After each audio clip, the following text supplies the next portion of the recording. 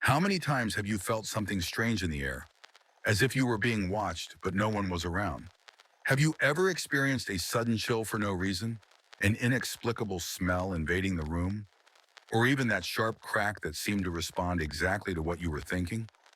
What most people don't know, or refuse to accept, is that the invisible world surrounds us all the time. And more than that, it tries to talk to us. Spirits we love, souls still in pain, consciousnesses seeking reconciliation. They are subtly and persistently trying to reach us. But what happens?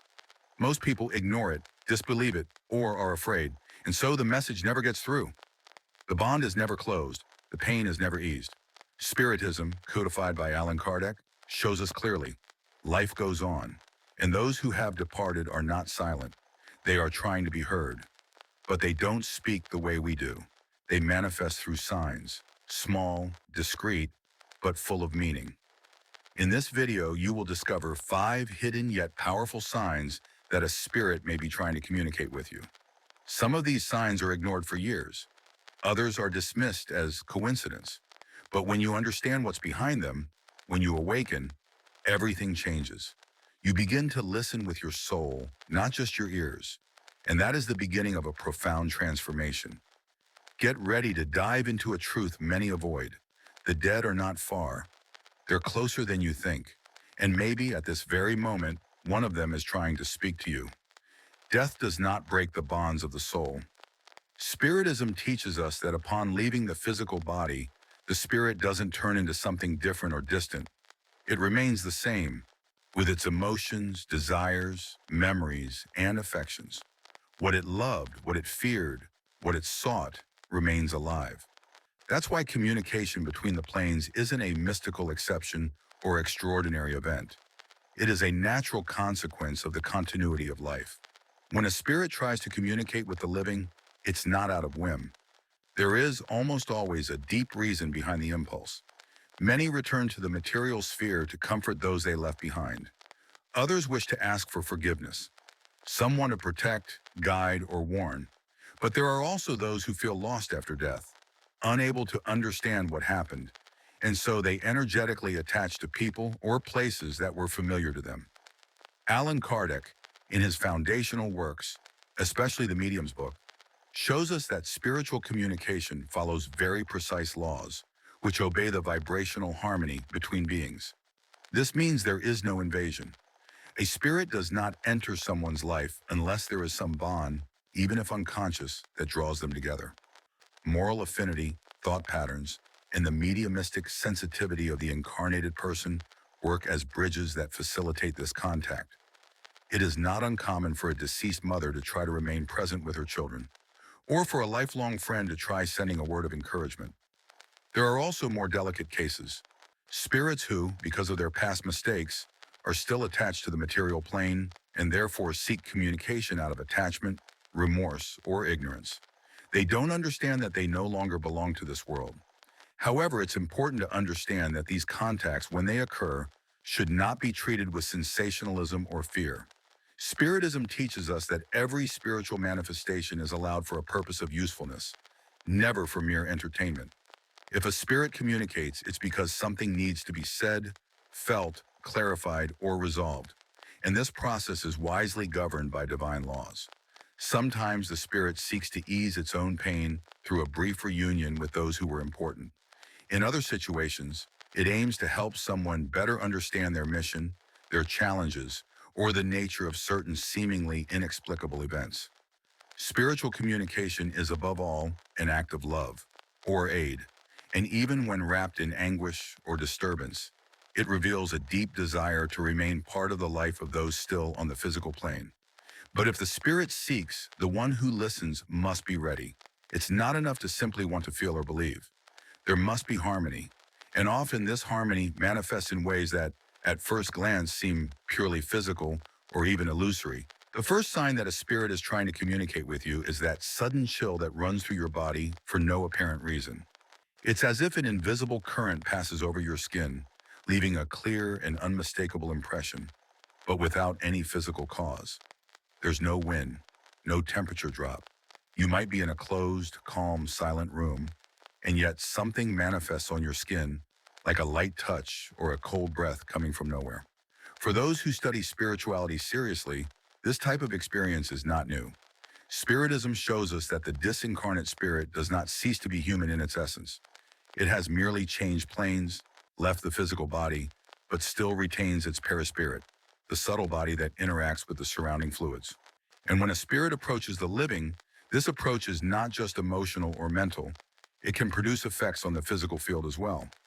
The chill in this case is the material reflection of a spiritual approach. It's important to note that this sign should not cause fear. The chill does not necessarily mean the spirit is disturbed or has negative intentions. It may simply be their way of making themselves present. Many spirits of relatives, friends, or spiritual guides approach with respect, with love, trying to get your attention in a subtle way. They don't want to scare, but rather to communicate that they are there, that they have not completely left, that they wish to transmit a message or offer support. In other cases, this chill comes with an intense emotional impression. The person may feel a sudden longing for someone who has passed or recall a specific moment from the past. Sometimes this chill appears when we are reflecting on life, going through a difficult time, or feeling emotionally vulnerable. That is when the spirit sees an opening to approach, not to invade, but to extend a hand. And this subtle, almost imperceptible touch becomes an invitation to awaken consciousness. Naturally, not every chill is spiritual. Common sense must always accompany the study. But when this phenomenon repeats itself at specific moments or occurs with a distinct emotional charge, it's worth paying attention. The body feels before the mind understands. And often what seems like a simple shiver is actually the beginning of an attempt to communicate between worlds. There is no horror in this. There is continuity. There is presence. There are ties that were not cut by death. And when this type of manifestation repeats, or when it expands beyond the body and begins to echo in the physical environment around you, other signs become evident, and the next one tends to be even more direct. The second sign that may indicate a spirit is trying to communicate is the occurrence of unexplained noises. Sharp knocks, creaks in the walls, sounds that seem to come from nowhere. And no matter how hard you try to find a rational explanation, there's simply no apparent physical cause. At first, they might seem like coincidences, but when they repeat, when they happen during moments of introspection, sorrow, prayer, or even deep emotional silence, they begin to reveal a pattern. And in the spiritual realm, a pattern is a sign of presence. These noises, sometimes subtle, sometimes more intense, are classified in Spiritism as physical manifestations. Kardec studied them in detail and explained that spirits, when they find a favorable combination of factors, such as mediumistic sensitivity in the environment and a clear intention to manifest, can act upon matter. This happens through the manipulation of spiritual fluids in ectoplasm when available. In this way, a spirit can produce sounds as a way of signaling its presence. It's important to understand that the spirit is not knocking on the wall as we would with our hands. It doesn't have a physical body, but it can cause changes in the fluidic density of the space, creating vibrations that result in sounds. And why would it do that? Most of the time to draw attention, to alert, to create a point of contact with the living. It's not a game. It's not a trick. It's an attempt to say, I am here, and I need you to notice. We hear many accounts of people who, while going through deep grief or spiritual awakenings, begin to notice repetitive creaks, always in the same room, always at the same time, or right after a prayer. Some say the sounds seem to respond to thoughts, a mental question followed by 3 knocks, a moment of sadness followed by a nearby creak. These signs, when consistent and meaningful, should not be ignored or treated with fear. They should be observed calmly and, if possible, with proper guidance. Of course, natural causes must always be ruled out. Check the structure of the place, the furniture, the overall physical environment. Spiritism does not deny science. On the contrary, it walks alongside it. But if, after everything, the sounds remain unexplained and continue to occur during emotionally significant moments, then it is wise to consider that a spiritual manifestation may be taking place. Spirituality does not shout, it whispers. And when it is not heard, it uses the resources it has to draw attention. Noises are a primary language of communication between planes, used with wisdom and purpose. They don't arise to frighten, but to open a door between worlds. Sometimes it is the beginning of a dialogue that must be heard not with the ears, but with the heart. And when this contact deepens, the next sign may become even more intriguing. Objects that move, shift, or simply disappear for a moment, only to reappear in the exact same place where they were already searched for before. The third sign that a spirit may be trying to communicate with you is the unexplained movement of objects. A book that was on the table and suddenly appears on the floor. A glass that slides slightly without anyone touching it. Keys, remotes, papers, everyday items that disappear and reappear hours later in the same spot where you swear you looked multiple times. These are small physical disturbances, but they carry a much deeper meaning than they seem at first glance. These phenomena are part of what Kardec classified as physical effects of spiritual manifestations. They require a specific combination of factors to occur. The presence of a spirit with the will and ability to act on the material plane, and an environment with some kind of mediumistic energy that favors this type of interaction. The medium is not always aware of their sensitivity. Often it's someone in the household who has a naturally stronger magnetism, and that alone is enough for the effects to manifest. It's important to understand that the spirit is not grabbing the object with invisible hands. What happens is a manipulation of the universal fluid, a type of energy that surrounds and connects everything in the universe. The spirit, by focusing its will, is able to act on the vibrational density of matter, causing small but perceptible movements, falls, or displacements. And this happens for a reason. It could be a warning, a request for attention, a rudimentary way of establishing contact. There are many reports of people who begin to notice this type of manifestation shortly after the death of someone very close. It's as if the spirit, still strongly tied to earthly bonds, tries to be present using what's available. The environment it lived in, the objects it knew, the spaces it shared with those left behind. And often this movement occurs without any harmful intent. It's simply the expression of a presence that doesn't know how else to be noticed. At other times, these movements are accompanied by a more intense emotional atmosphere. The person feels something is off, that the energy of the room has changed. There's a slight discomfort, a restlessness, and then an object falls. A paper flies without wind. A metallic sound is heard in the distance. Everything seems subtle, but nothing is accidental. Spiritism guides us not to fear these manifestations, but also not to encourage their repetition without discernment. The phenomenon itself is not the focus. What matters most is what it's trying to convey. What is the message behind the sign? Who is trying to communicate? And what are you vibrating to attract this contact? When the spirit notices that the incarnated person begins to recognize its presence, other forms of communication may arise. Sometimes these manifestations evolve into even subtler perceptions, ones that don't involve sight or touch, but smell. And the next sign is exactly that. Strange, inexplicable scents that arise like an invisible signature from the spiritual world. The fifth sign that a spirit may be trying to make contact with you is interference with electronic devices. Lights flickering for no apparent reason. TVs turning on or off by themselves. Radios suddenly changing stations or playing songs whose lyrics seem to carry a direct message. Phones freezing. Alarms going off without being set.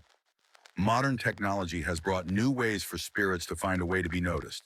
And within the realm of fluidic possibilities, the electrical field has become an increasingly used bridge.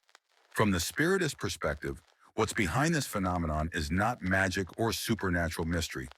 It's a combination of spiritual energy and magnetic influence over electromagnetic fields. The disincarnate spirit, upon approaching an environment with some degree of mediumistic sensitivity, can affect subtle fields that, in turn, interfere with electronic devices. These devices are, by nature, extremely sensitive to vibrational fluctuations, and thus may react to a spirit's presence even involuntarily. But not every flickering light means a spirit is nearby. Common sense should always be the foundation of any analysis. Spiritism never encourages reckless mysticism. It is necessary to observe the pattern. Do these phenomena always happen in the same room? Do they occur during moments of prayer, sorrow, or deep reflection? Are they accompanied by other signs like chills, touch sensations, strange scents, or vivid dreams with deceased individuals? When multiple elements converge, then it's possible to consider that there is a genuine attempt at spiritual communication. Many mediums have reported that, during serious mediumistic sessions, the electronic devices in the room simply stop working or malfunction momentarily. This happens because the presence of multiple spirits, combined with the energetic field of the mediums, creates a vibrational overload that directly affects the devices. But even outside of a spiritual gathering, these manifestations can occur, especially when there is an emotional connection or an urgent need for contact. Some say that after losing a loved one, the phone rings once and no one answers, or the doorbell rings with no one outside. In more intense situations, people report hearing voices in recordings, seeing strange interference on the TV screen, or feeling a presence beside them as the radio tunes itself to a station playing a message of comfort. Of course, one should not live enslaved by fear or by the constant expectation that everything is spiritual. But when these signs are accompanied by a clear emotional perception, that unmistakable feeling that someone is trying to reach you, it is wise to pause and reflect. What is this presence trying to tell me? Am I ready to listen with my heart? The spiritual world is in constant dialogue with us, but most people live with the ears of the soul closed. These signs don't appear by chance. They are invitations. Invitations to awaken, to look beyond matter, to realize that life continues, with all the commitments, affections, and bonds we build here. Are you ready to listen to what the invisible world has been trying to say? Perhaps a spirit is seeking your forgiveness. Perhaps it's trying to protect you. Or perhaps it's just waiting for you to recognize. It is still present in a different form, but still here. Now reflect. Which of these signs have you already felt? Which one touched you deeply, even if you didn't understand why at the time? Share your experience in the comments. It doesn't just help others who are going through the same thing, it also strengthens that invisible bond between worlds. If this content touched your soul, subscribe to the channel and turn on notifications. Here, spirituality is treated with truth, respect, and depth. And each new video might just be the answer you've been searching for all along.